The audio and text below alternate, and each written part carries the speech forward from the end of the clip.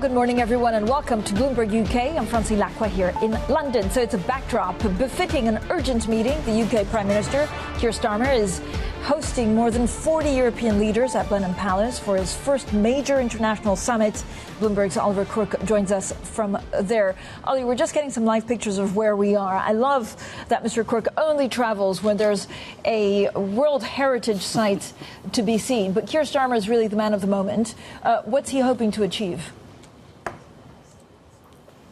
Yeah, and Francine, just to remind everybody what this forum is, because it's hard to keep track of all these summits sometimes, even if you're attending them. The European political community is something that was born out of the invasion of Ukraine by Russia that Macron sort of put together. And what it is a really expanded group of European leaders, as you say, almost 50 leaders that are coming together within Europe to try to have that expanded tent to deal with sort of common issues like Russia. And for Keir Starmer, as you say, you know, this is one of the first time he will meet many of these people as Prime Minister, really for him to come out on the stage and really to act as a host to do so, right? And that is a sort of huge undertaking and politically very, very valuable for him. This sort of thing, these meetings would take months, if not years, to organize individual bilats with all of these leaders. So for him, it really sets him as the leader of the United Kingdom. Now, what he is hoping to achieve here is a little bit more tricky. He wants to reestablish his relationship with Europe. Obviously, this is the first chance that the Labour government has to do so in 14 years and also post-Brexit. And of course, the sort of concrete deliverable that we're looking out for here, Francine, is whether or not he can start to begin the conversation around an EU and UK security and defence pact, the details of which we don't yet have, but that's what we're trying to get out of this meeting today. Yes, we were just looking at live pictures, of course, of the European Council President Charles Michel, who just a couple of days ago, I think, fired back at Viktor Orban's to set the record straight over the Hungarian Premier's freelance diplomacy with Vladimir Putin, Xi Jinping and Donald Trump. He was just greeted by Keir Starmer. And again, this points to the fact that American politics, frankly, can't be avoided. You know, what's the line between Milwaukee and Blenheim Palace? Yeah, listen, Francine, and I'm glad that you started there with Viktor Orban, because as you say, Viktor Orban just went on this massive tour from Kyiv to Moscow to Beijing to D.C., but also to Mar-a-Lago to meet Donald Trump. And actually, we just heard from Ursula von der Leyen laying out her priorities for this next commission just a few minutes ago, in which she was calling this basically, you know, Viktor Orban's so-called peace mission an appeasement mission. And Francine, those are really powerful words, particularly when you think about where this conversation is being held, the birthplace of Winston Churchill. And so when we talk about a European leader within the EU appeasing what is almost unanimously seen within Europe as a significant adversary in the form of Russia, it really resonates back to the sort of the Second World War. So what we need to do here and what the leaders need to do here is to really reevaluate the conversation around Donald Trump and American politics that has frankly radically changed over the last 2 weeks. And for these leaders here, they need to ask themselves a very serious question, one that I don't know that we have a clear answer to. Is Europe capable and is it willing to stand by Ukraine all by itself? That is going to loom very large over these discussions here, Francine. Ollie, thanks so much. Oliver Crook there at Blenheim Palace in Oxfordshire as we continue, of course, seeing world leaders, European leaders arrive at Blenheim Palace being greeted by Keir Starmer 2 weeks into the job. Now let's get more on the details of today's summit with the Chief Executive of the Centre for Economics Business Research, Nina Skero, and Bloomberg's Joe May. So thank you both for joining us. Joe, it's quite exciting. I mean, it's incredible to think it's only 2 weeks ago that we had the election, July 4th. And since Keir Starmer went to NATO in D.C., he's done a number of things. There was the King's Speech, and now he's meeting a lot of these leaders. What's his main message to them? Yeah, I mean, he's really hit the ground running with all these events, as you say. I mean, the key message is a reset. He wants to reset those relations with Europe after friction and tension under the previous Conservative government, and then he wants to build those closer ties. I think as Oliver was mentioning there, because there's that context of a potential Trump-Vance presidency and how that could mean the UK finds itself without the closest of allies in the White House, and therefore they'd want to have other allies in the Western world they can draw upon for support and strength. And that's why I think the EU and all those European leaders become very important for Keir Starmer. Yeah, how much of the conversations, will be around Donald Trump and tariffs, and how much will it be European leaders looking to someone who has a big majority, or certainly has a majority, and is in charge for 5 years, Keir Starmer, to also help with a lot of these challenges? I think quite a bit. Obviously, a big unknown in terms of who is going to be in the White House. And we didn't hear quite as much during the campaign from Labour on their foreign policy intentions as much as we did on the domestic agenda. But it seems like that is going to be now one of the areas of focus. I will say that I think what's been quite clever is in terms of resetting this relationship with Europe. They have set themselves some relatively bite-sized targets to focus on. We've heard some mentions on the import and export of food, on veterinary certificates, on artists wanting to go on tour. So I think they've set this, overarching intention saying we want a closer, better relationship, but then underneath giving some really bite-sized pieces where hopefully they can make progress and then, label that a success. Yeah, so it's bite-sized because actually there's no, I guess, appetite from the EU to renegotiate, or is there no appetite for the UK Prime Minister to open that can of worms? I just think even though, Labour has been doing things at incredible speed domestically and internationally, even in the King's speech yesterday, we heard, I think, 39 different areas discussed. So there's a lot on the agenda. I think, after that sort of goodwill, early settling in period, there is going to be a little bit of a meeting reality period in terms of how long these things actually take. And I've heard that in the UK civil service that they are, whilst, they may or may not be personally optimistic with a closer relationship with Europe. They are a little bit worried that a lot of work they've been doing in recent months and years under the previous governments is now going to be reset. So I think, given that how long just everything takes on that sort of level, it's good to have bite-sized targets. Yeah, and Joe, I guess when you talk about, the European reset, it's whether they work in tandem to try and counter China and whatever comes out of the US, or whether it is the UK and Europe getting closer together. Can it be a bit of both?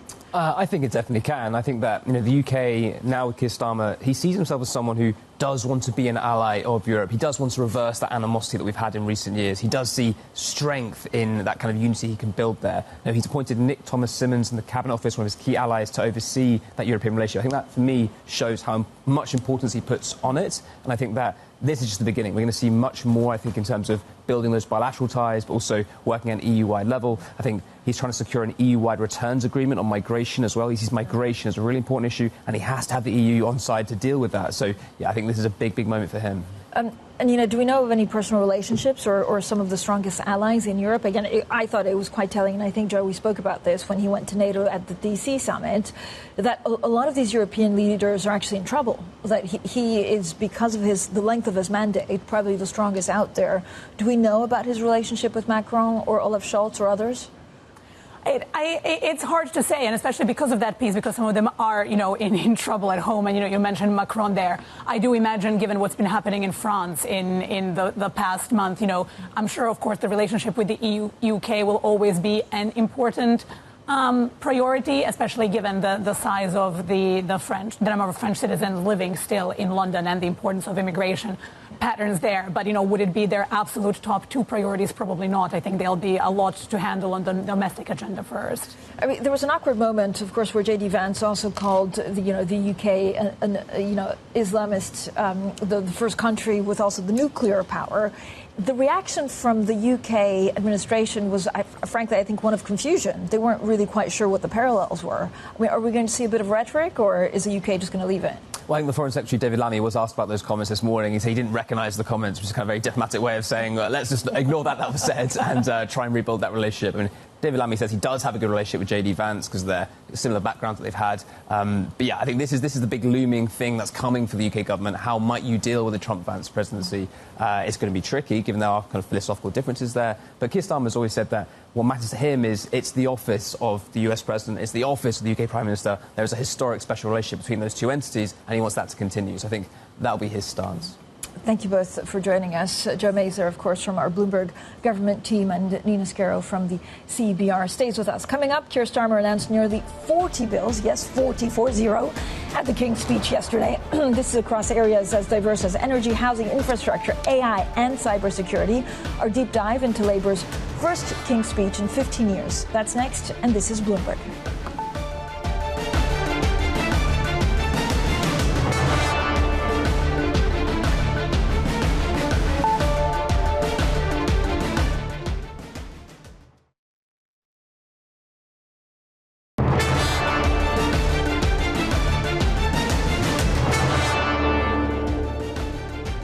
Well, Keir Starmer has warned that there is, quote, no quick fix for the UK's problems after Labour's first King's Speech in 15 years. Well, with us, Skero from the Centre for Economics and Business Research. Let's also welcome Bloomberg's John Stepek. So the way it works out, I mean, we kind of love the pageantry and pompousness of it all, but it's, Labour writes a speech, and then it's King Charles III that delivered it. There was a lot in there. I mean, frankly, there was a lot, John. What did you find, that was, A, surprising and that would actually make a meaningful difference to this country? I mean, the things that might make a meaningful difference are changes to the planning rules. So the idea is that the central government will be able to override objections from local government, and clearly that is an issue. I mean, we've got a Green MP the other day saying that he's going to block the construction of pylons which are necessary to, kind of turn the grid around and get the renewable energy from where it's generated to where it needs to go. Now, clearly that's in response to incentives from his local voters, which are actually, going against the raison d'etre for the Green Party. So I do think that central government taking responsibility for those kinds of decisions is actually probably a good idea. Yeah. I think it can probably force through construction, and construction is good for GDP growth. What's a bad idea? Honestly, the thing that stands out to me, so Office of Budget Responsibility, so the OBR, the regulator of our public finances, it was set up in 2011, basically a piece of political electioneering from George Osborne to paint the previous Labour administration as being careless with the public finances, which you can argue about either way. But the point is that's what it was for. And now it's getting beefed up to paint the previous Conservative administration as being careless with the public finances. And that's really bad. You're basically enshrining a body that is structurally pro-austerity and at the same time making arguments that you are a pro-growth government. And I just think this is handing this stuff over to another technocratic, unelected body is a mistake, and it's one that future governments of all shades will come to rue. Do you agree with that, Nina? I also found the timing of it really interesting, because for the past year and a half, there have been very high-level discussions in the UK about whether OBR has too much power in the sense of how fiscal rules are tied to their forecasts. And the conversations have very much been along the lines of, how do we modify this? Yeah. So how do we water this down? How do we move away from this model? So it was a little bit like, okay, not only are we maintaining that, we're now actually going firmly in the 180-degree other direction. So what do you think the underlying reason for that is? Is it to kind of, just show the world and investors that Labour want to be fiscally responsible? Or is it just so that if they can't spend, then they blame it on an outside body? Ooh, I don't know. I do think there is, basically that policy announcement, I would say, is at the crossroads of politics and economics. In terms of the economic justification, I could see more reasons for the conversations happening previously about, the fiscal rules are close to meaningless and can be prisoner to basically, this body, and, they impact policy at a very high level. I do wonder if there is a little bit of political motivation to kind of give a formal platform to continue pointing out the mistakes of the previous government and the mini-budget. Do they need to do that? I mean, they've won, they have a 5-year parliament. Yeah, they won, but I agree with Nina. I think it's more political than that. It basically boils down to, Liz Truss blew up the economy. Here's us proving that we are not going to do it. And it's more just to, like I say, it's a political throwback to a complete misinterpretation of what happened under the Liz Truss government in the first place. But I just think it's risky, because all you're actually doing is the economics on this is not settled for a start. Nobody knows at what percentage of debt to GDP your economy collapses or slows down. It's all relative to other countries anyway. So to start tying in something like this formally to effectively the UK's unwritten constitution is not a good idea. And really, it's going to have future chancellors and Rachel Reeves just scurrying around to find ways to get around these rules that they've created for themselves. It's a waste of everyone's time, and I think it's a really bad idea. And John, in terms of inheritance tax, I mean, in terms of personal finance, are there things that you would have wanted to know that weren't in there? Definitely. I mean, I think inheritance tax I'm very curious about, because it's one of the few taxes that wasn't ruled out on a personal finance level, and I'd be very surprised if they don't make changes there. The other thing I'm probably more interested in even is the pensions side of things. So obviously we're short of money. Yeah. There's an awful lot of institutional capital, which actually just means your pension fund. Yeah. The government wants to direct that into its pet projects. So how is it going to do that? How much of that's going to be temptation and how much of it's going to be coercion? And, you know, how are things going to develop along that axis?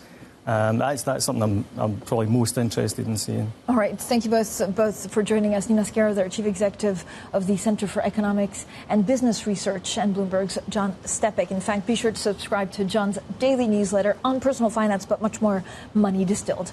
Coming up, what does the new Labour government mean for impact investing, especially if Donald Trump enters the White House later this year? We discuss that next, and this is Bloomberg.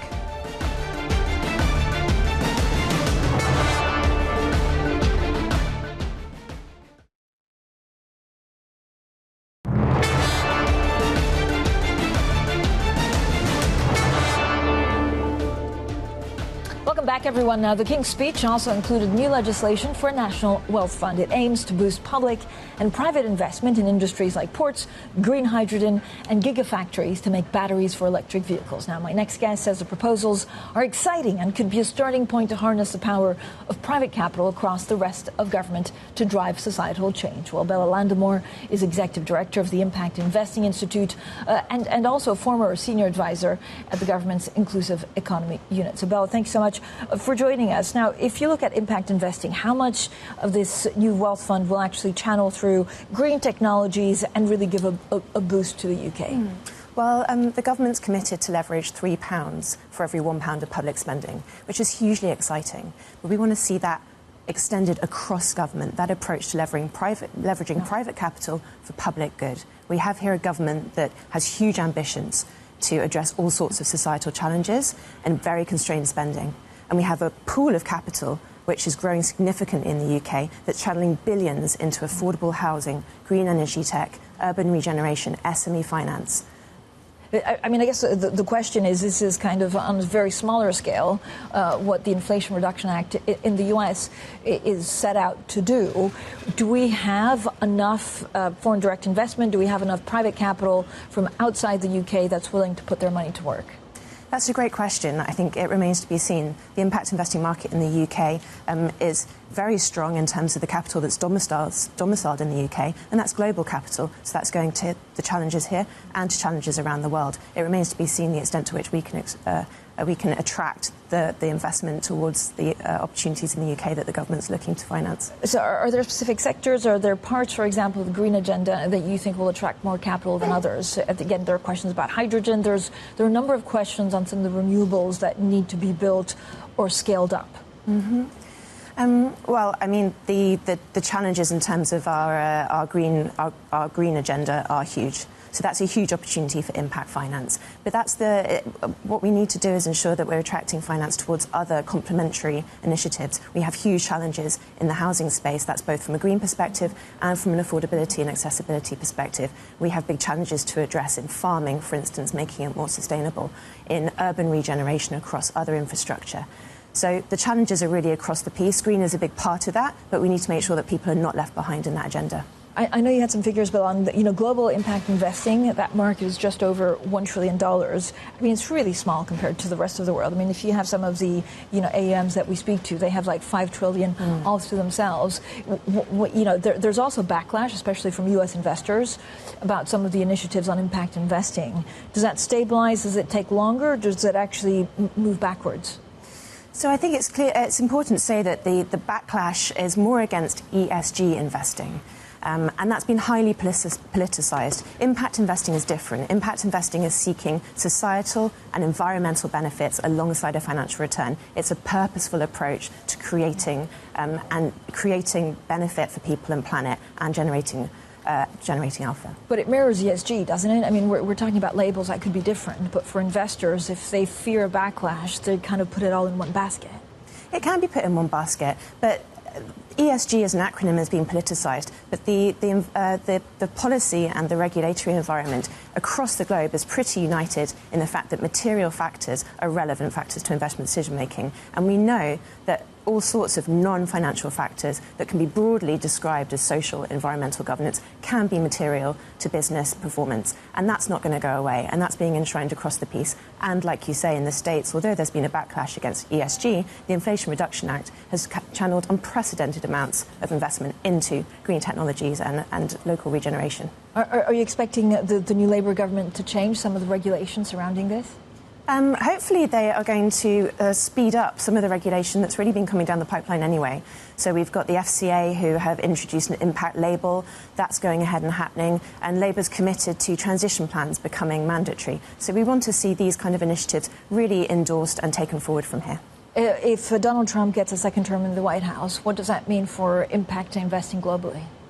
It's a great question. Like I say, I think ESG might continue to be politicised, but so long as we're really clear on what we're doing to get investment into the people, the communities, the solutions of the future that are going to make our economy more resilient, more fair, more green, I don't think you can really argue with that. Bill, is there something that the capital markets are missing at the moment, or do you think they're kind of there for the journey and just trying to figure out what the best way to deploy capital is? Well, I would say that they're missing the opportunity to really think about the opportunity for impact investing. So when you think about impact as a lens on risk return and how you're going to mitigate some of the risks arising from negative impacts and then capture the economic opportunity in the solutions such as green finance, such as regenerative farming, such as natural capital. Thank you so much. That was, of course, Bella Landymore, Executive Director of the Impact Investing Institute. Now, we have still quite a lot of leaders arriving at Blenheim Palace. Again, Keir Starmer spending the UK election campaign promising to reset a European relationship soured by Brexit. Just 2 weeks into his tenure, he's immersing himself in that endeavour as he hosts more than 40 of the continent's leaders at Winston Churchill's ancestral homes. You're looking at live pictures of him with the NATO leader, also Jens Stoltenberg. The informal format of the gathering means that he also is essentially speed dating some of his counterparts to see the way forward. The brief up ahead, and this is Bloomberg.